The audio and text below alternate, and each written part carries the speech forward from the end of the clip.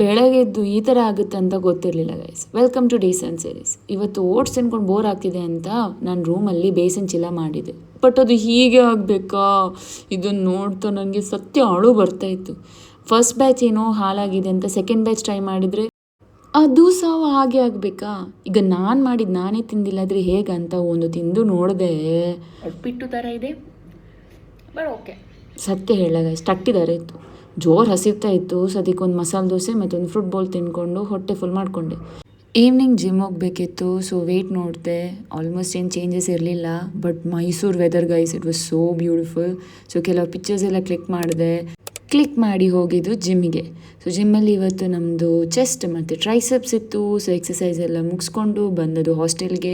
ಬಂದು ಚಿಕನ್ ಎಲ್ಲ ಫ್ರೈ ಮಾಡಿಕೊಂಡೆ. ಆಮೇಲೆ ಜೋರು ಕ್ರೇವಿಂಗ್ಸ್ ಆಗ್ತಿತ್ತು. ಸೊ ಸಾರಿ ಗೈಸ್, ಇವತ್ತು ನಾನು ಐಸ್ ಕ್ರೀಮ್ ತಿಂದೆ, ಒಂಚೂರು ರೀಲ್ಸ್ ಎಲ್ಲ ನೋಡಿಕೊಂಡು ಆಮೇಲೆ ರೂಮ್ ಎಸ್ಥೆಟಿಕ್ ಮಾಡಿಕೊಂಡು ನಾನು ಮಲ್ಕೊಂಡೆ.